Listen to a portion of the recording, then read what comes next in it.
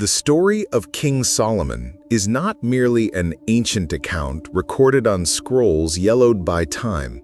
It is a narrative that has traversed the centuries, carrying with it mystery, glory, wisdom, and tragedy. When we speak of Solomon, we are not merely referring to a biblical figure, but to one of the most powerful names in the history of humanity, a man whose influence surpasses religious and cultural boundaries. Who was this man who bore within himself the wisdom of heaven and, at the same time, the temptations of the earth? And how did his life become a mirror of greatness and downfall, of light and shadow? According to the first book of Kings, Solomon was the son of David, heir to a divine promise that echoed from the past. Thy throne shall be established forever. 2 Samuel chapter 7, verse 16. Even before his birth, a destiny had already been set for him, a destiny that would place him at the center of an era of prosperity never before seen in Israel. Yet, as with every destiny marked by greatness, it carried with it the inescapable weight of responsibility, temptation, and eventual ruin. Historians such as Flavius Josephus, in his work Antiquities of the Jews, describe Solomon as a man whose wisdom was so admired that rulers from distant lands traveled to Jerusalem solely to hear him speak. Islamic tradition in the Quran calls him Suleiman, a prophet endowed with power over the winds, the animals, and even the unseen spirits. Different cultures, different religions, yet a single consensus. Solomon was a singular king, gifted with something beyond ordinary understanding. But what does it truly mean to be regarded as the wisest man on earth? Was this wisdom merely the result of human intellect, or was there a supernatural touch upon it, granted by God in response to a request that would forever alter history? And how did this very wisdom, which should have been his greatest blessing, become his deepest curse? This is the full account of Solomon, his origin, his rise, his glorious deeds, his writings, and his fall, a journey that compels us to reflect on power, faith, and the fragility of the human soul. For even if the wisest man ever known succumbed, what does that reveal about ourselves? Solomon was born into a story woven with pain, hope, and promise. The son of David and Bathsheba, his very existence already bore deep marks.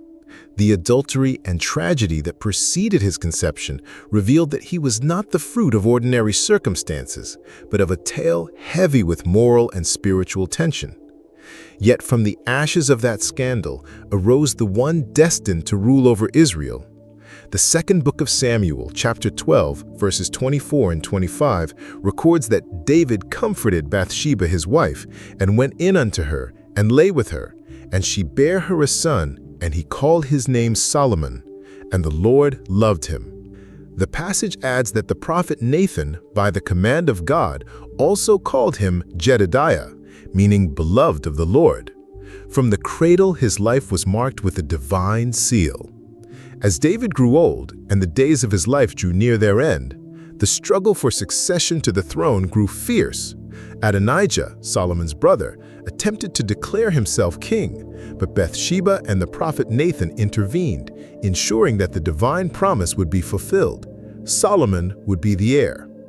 On his deathbed, David entrusted him with words that would echo as a sacred legacy.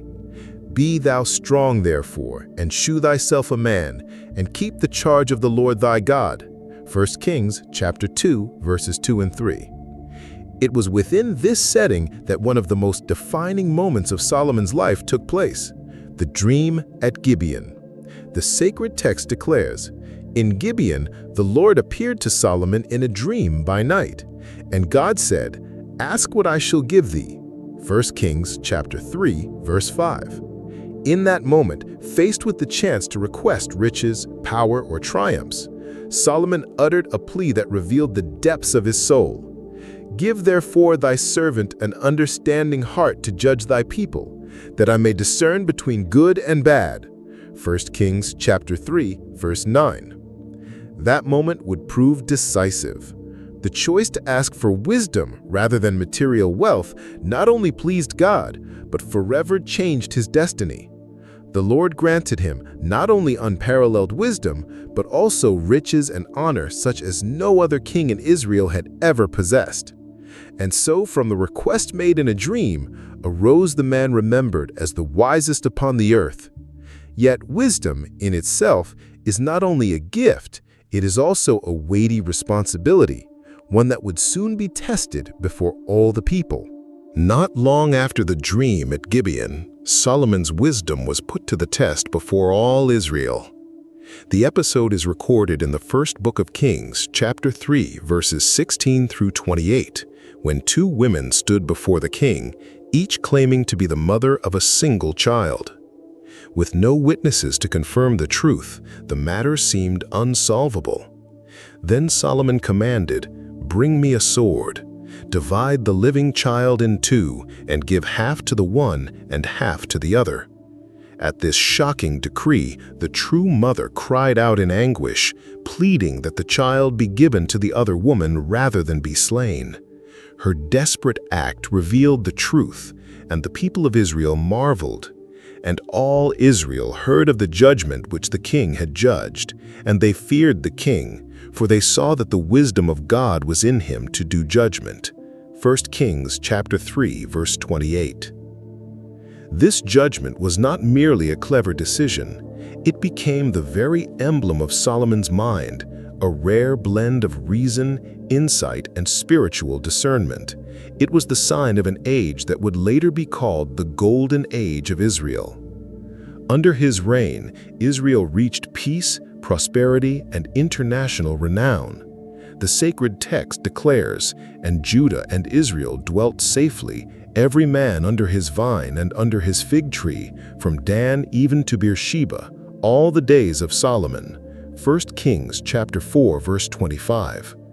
Trade routes expanded, political alliances were forged, and Jerusalem became the beating heart of the kingdom. Yet Solomon's greatest work was the Temple of the Lord, raised in Jerusalem, a construction that consumed 7 years of labor, thousands of men, and immense resources. The first book of Kings, chapter 6, verse 7, emphasizes a striking detail. "And the house, when it was in building, was built of stone made ready before it was brought thither, so that there was neither hammer nor axe nor any tool of iron heard in the house while it was in building." The temple was not merely a building, it was the meeting place of heaven and earth, the ultimate symbol of God's presence in Israel. Solomon's throne, described in the second book of Chronicles, chapter 9, verses 17 through 19, was equally awe-inspiring. Fashioned of ivory and overlaid with pure gold, with 6 steps and lions carved on each side, it was more than a royal seat, it was a monument of authority and power. Thus Solomon was established as the wisest of men, the most prosperous of kings, and the builder of a unique age. But this was only the beginning. From distant lands, other kings and queens were already preparing to behold him. Hi everyone, a quick pause. Did you know that over 70% of you watching are not yet subscribed? Every subscription, like, and comment truly helps the channel keep bringing our mythology stories.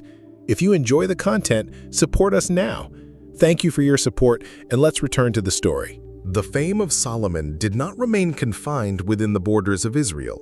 His name crossed deserts and seas, reaching the ears of the mysterious Queen of Sheba, ruler of a wealthy land in the southern regions of Arabia, possibly in the area of present-day Ethiopia or Yemen. The account in the first book of Kings, chapter 10, verse 1, declares, "And when the Queen of Sheba heard of the fame of Solomon concerning the name of the Lord, she came to prove him with hard questions. The queen arrived with caravans laden with spices, gold, and precious stones, but she also brought riddles, questions, and intellectual challenges, and to each one Solomon answered with clarity and wisdom. The meeting between the two became legendary. Certain Ethiopian writings, such as the Kebra Nagast, claim that from this union was born Menelik I, the first emperor of Ethiopia, giving rise to a dynasty that would claim direct descent from Solomon himself.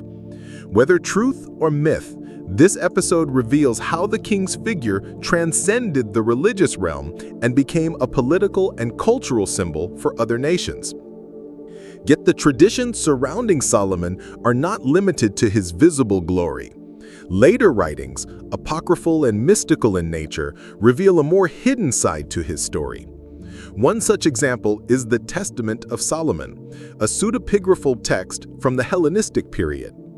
In it, Solomon is depicted as one who, with the ring given to him by God, the famed Seal of Solomon, held authority to summon, interrogate, and subdue spirits and demons.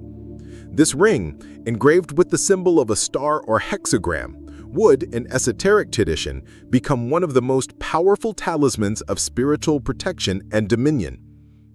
Centuries later, during the Middle Ages, there emerged the renowned Ars Goetia, the first book of the collection known as the Clavicula Salomonis, or Lemegeton.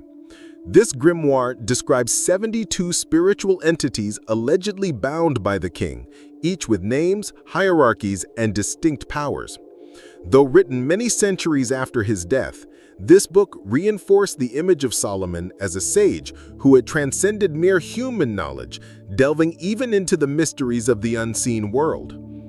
Moreover, his authorship is traditionally ascribed to books such as Proverbs, Ecclesiastes, and the Song of Solomon, writings that reveal both the depth of practical wisdom and the intensity of human experience, ranging from reflections on the vanity of life to the celebration of love and spirituality. Between historical deeds and mystical legends, Solomon became not merely a king, but a living myth. Yet the greater the light, the longer its shadow casts. The greatness of Solomon, which once seemed unshakable, began to show signs of fragility when his wisdom gave way to the seduction of power and passion. The first book of Kings, chapter 11, verses 1 and 2 states clearly, "But King Solomon loved many strange women of the Moabites, Ammonites, Edomites, Zidonians, and Hittites, of the nations concerning which the Lord said unto the children of Israel, Ye shall not go in to them, neither shall they come in unto you, for surely they will turn away your heart after their gods." According to the biblical record, Solomon took unto himself 700 wives and 300 concubines. Though these marriages strengthened the kingdom politically, they opened the door to religious practices contrary to the law of Israel. The sacred text declares, "For it came to pass, when Solomon was old, that his wives turned away his heart after other gods." 1 Kings chapter 11, verse 4.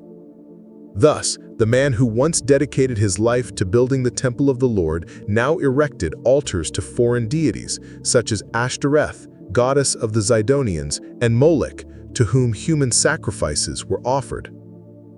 The abundance of riches also became a snare.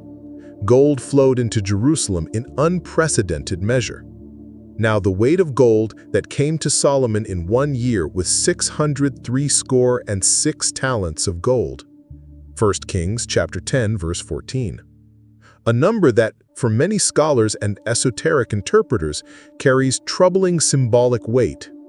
Solomon amassed chariots, horsemen, and tributes from all the nations round about, straying from the simplicity commanded by the Mosaic Law.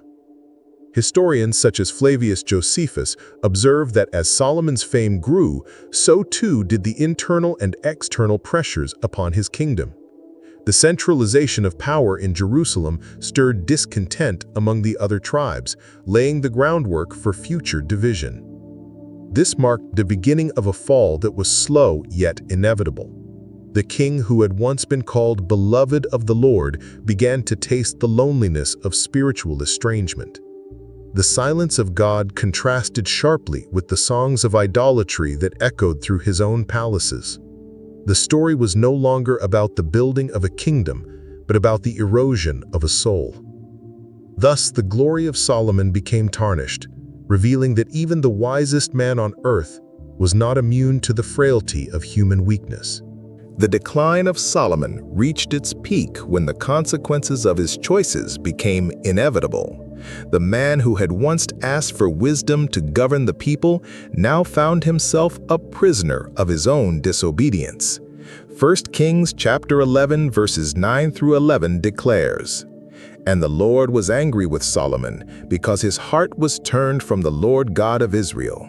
Wherefore the Lord said unto Solomon, Forasmuch as this is done of thee, I will surely rend the kingdom from thee, and will give it to thy servant." These words fell like a final verdict, sealing the fate of an empire that had reached its height of glory. The fracture began to appear even in his lifetime. Many adversaries rose against Israel. Hadad the Edomite and Rezon from Syria began to erode the stability that had once seemed unshakable. Even from among his own people would arise Jeroboam, who would later receive from a prophet the promise to rule over 10 tribes of Israel. What had once seemed impossible, the breaking apart of the united kingdom of David and Solomon, was becoming an increasingly real threat. Spiritually, the emptiness grew deeper. The king who had built the temple, the symbol of the covenant between God and Israel, now felt the heavy weight of divine distance. The glitter of gold in his palaces could not hide the echo of God's absence. His own writings, attributed to him in books such as Ecclesiastes, seemed to reflect this state of soul. There, the voice of the wise king is mingled with that of a disillusioned man who repeats again and again, "Vanity of vanities, all is vanity," Ecclesiastes chapter 1, verse 2. Wealth, power, alliances, women, none of it seemed capable of filling the void that consumed Solomon. The king who had mastered spirits, solved riddles, and ruled with justice now found himself defeated by his own desires. The tragedy of his life was not a lack of wisdom, but his refusal to live by the very wisdom God had given him. And so history moved toward a somber climax. The promise of the eternal throne of David would remain, but not through Solomon in his earthly splendor. His reign, marked by brilliance and idolatry, would become an everlasting warning. Even the wisest can lose themselves when they allow their hearts to stray from the path of truth. The life of Solomon is a paradox etched into eternity, the wisest man in the world, yet one who allowed himself to be overcome by his own weakness. His story does not end merely as an ancient account of kings and empires, but as a mirror of the human soul, revealing how light and shadow can dwell within the same heart. As we look back, we see the boy who inherited from David not only a throne, but also a promise. We see the young man who, at Gibeon, asked for wisdom instead of riches, and who, because of that, was granted both. We see the king who judged with justice, who brought peace to Israel, who built the majestic temple in Jerusalem, where the glory of God filled the house so greatly that the priests could not stand to minister. We see the sovereign before whom kings and queens from distant lands bowed in awe of his wisdom. But we also see the man who, in his old age, allowed himself to be seduced by the empty promises of foreign gods. We see a divided heart, idolatry creeping into his altars, and the inevitable decree: the kingdom would be torn apart after his death. The legacy of Solomon is both magnificent and tragic. His writings in Proverbs teach us to pursue wisdom, but in Ecclesiastes, we hear the voice of a man who, at the end of his life, acknowledged the fragility of everything he had built. Let us hear the conclusion of the whole matter. Fear God and keep his commandments, for this is the whole duty of man. Ecclesiastes chapter 12, verse 13. And here lies the lesson that still echoes today. It is not intelligence, nor power, nor glory that sustains a man. It is faithfulness to what is eternal. Solomon reached the heights of greatness, yet he also fell into the depths, and his story reminds us that every choice carries a weight, a destiny, a consequence. And you, in light of Solomon's life, what would you choose? To follow wisdom to the end, or to be lured by the fleeting illusions of power? If this journey through the life of the wise king has touched you, subscribe to the channel, activate notifications, and stay with us as we continue to uncover other mysteries and figures who shaped the destiny of humanity. For there are still many secrets waiting to be revealed.